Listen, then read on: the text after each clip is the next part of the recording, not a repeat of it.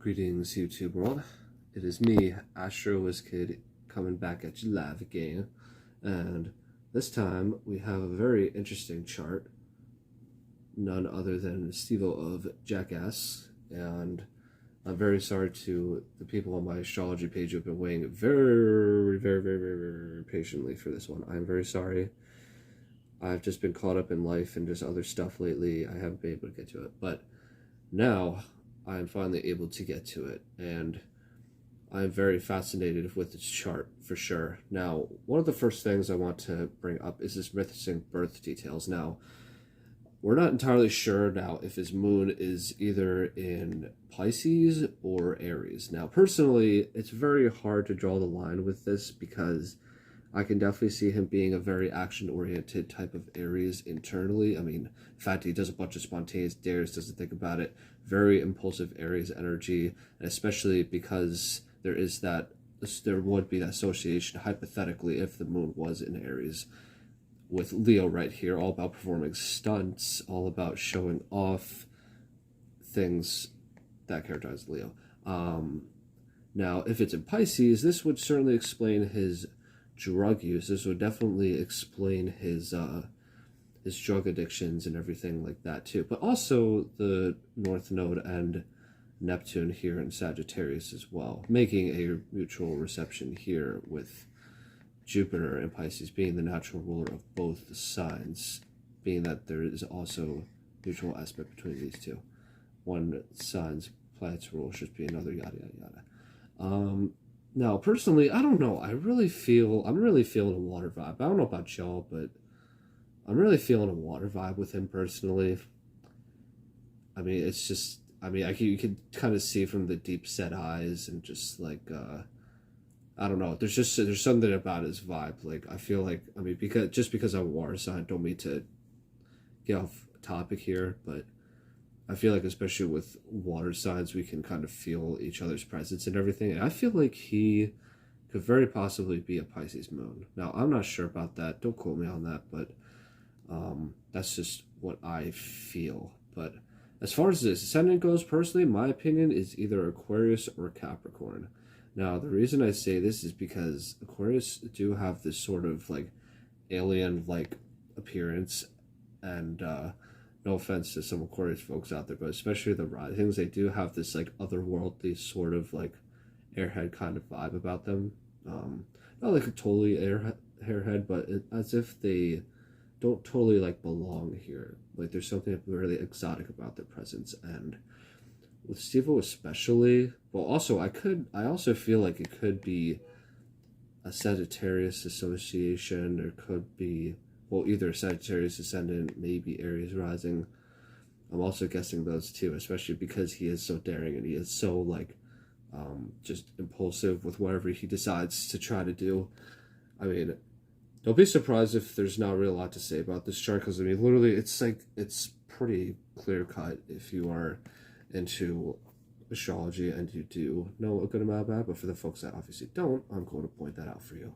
So, without hesitation, I'm going to look at my notes here, and I'm going to tell you what I see. So, one of the very fascinating things about his chart is that he moved to many different countries and learned many different languages in his very early life. Now,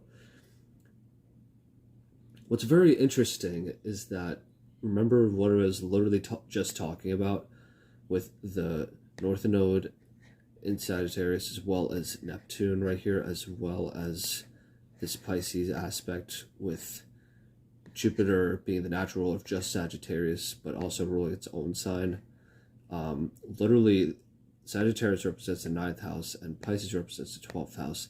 Both signs literally have to do with traveling abroad, especially traveling to foreign lands. Now, for the 9th and the 12th house associations, it's different. Now, for Sagittarius, is more education, expansion. It may be for more religious type of purposes or for philosophical reasons. For Pisces, it's much more deep, spiritual. It could be for isolation purposes, true, deep soul healing, and such things like that. And what's also interesting to bring up too is that Mercury conjuncting Saturn right here. There's some people that say that Saturn could represent the father figure. I think that's possible, but as far as him moving from place to place as a child, now what's happening with Mercury right here is that Saturn is essentially casting its professional light onto Mercury right here, and what's happening with it in Cancer is that because Cancer naturally is the fourth house rule of the home, that itself being in Pisces, and also having all of this sort of this interesting sort of tug of war with the North Node right here. The North Node in Sagittarius squaring Jupiter and the Moon in Pisces. There is definitely this tendency,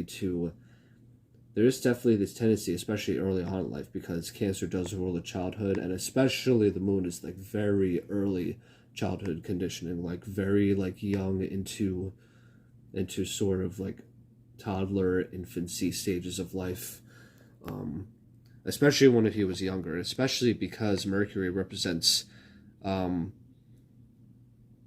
I believe it represents up to age 12. I believe like when you turn 12 is when you go into your Mercury period in life, or basically there's these certain stages of life in astrology where like when you turn a certain age, you'll basically go into the sun period, which is from 20 to 40 years old from what I hear, and then Venus period is from when you're 15 to 25 years old, etc. Mars is from about, I believe, 42 to about 50 years old, I think. And some of these periods kind of interchange with each other. But in any case, with Steve-O, he's got all of this extra influence, not just from Sagittarius, not just from this Jupiterian influence right here, but also because of Saturn being in the early, well, basically Saturn and Mercury being conjunct here in Cancer. Definitely there's more of this professional influence being put on top of the Mercury Cancer sign. And Mercury in Cancer in general is sorry about my camera right there. Man, I'm so like in channeling mode right here. But in any case, especially like Mercury in Cancer, it definitely tends to confuse. I mean, I'm not sure if individuals with this placement may confuse the mind for their intellectual thoughts or what they feel versus what they think, but I feel like this may be possibly the case for Steve-O, or this may have been a problem, especially early on in his life. We do definitely see that. I mean, Steve-O himself is a very like Louis character. He's all over the place, super unconventional. I mean, I personally love him. I love Jackass and CKY. I love the whole shtick. But you can definitely see there's so much emphasis on just throughout his early life. There was so much just moving around, like so much going on, like especially early on in his life. I'm not sure if this may have had a impact on his psychological being, or he had this tendency to try so many different things and want to experiment and toy with many different ideas. And that's especially also emphasized by what I want to most point out here is this sun in Gemini very tightly trined to Uranus in Libra right here, and this really definitely makes. Now here's the thing about the trine in astrology. Now the trine in astrology is indicative of a flowing type of energy, and the thing with the trine is that it tends to cause a very easy connection of energy between two planets, and the fact that Sun and Uranus are so tightly like trine over here, and also there's also this aspect association because of Uranus being in Libra, which is also coming from because Libra is naturally ruled by Taurus. We're hypothetically speaking as if they're ruled by the houses, but in this case, the houses don't really matter because there's no ascendant or anything. So we're just kind of going with it. But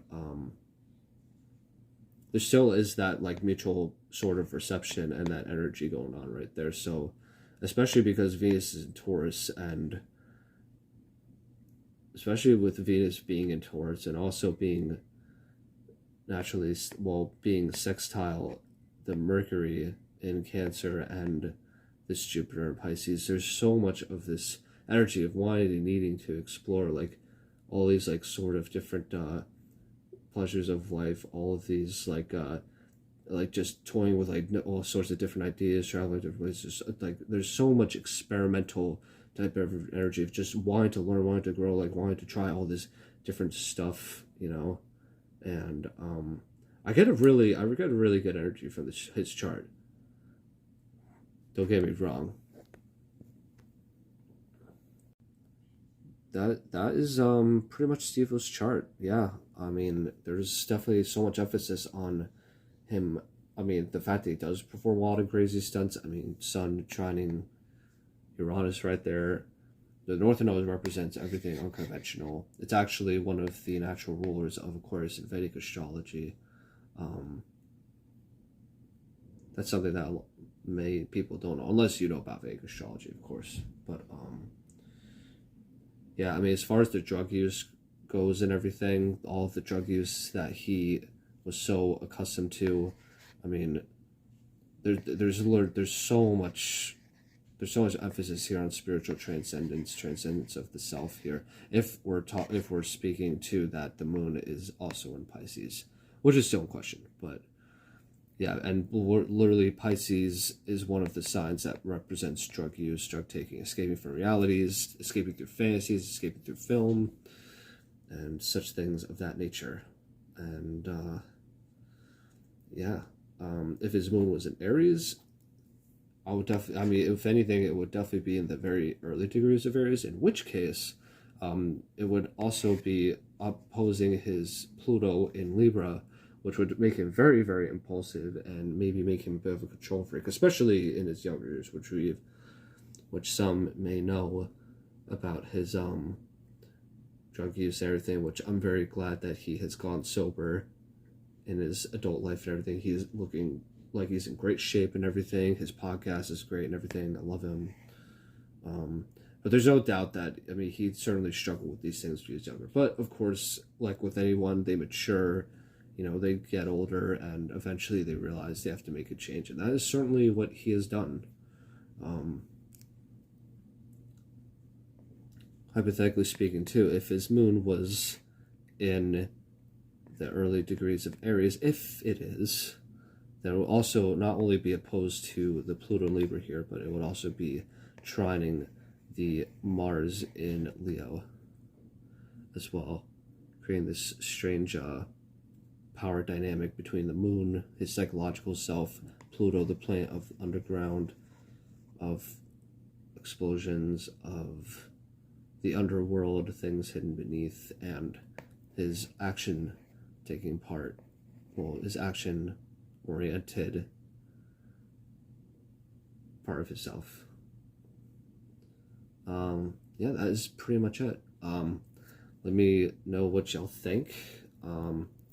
If you loved it, you hated it, let me know. Subscribe if you feel like it, and I'll see you in the next video. Take care.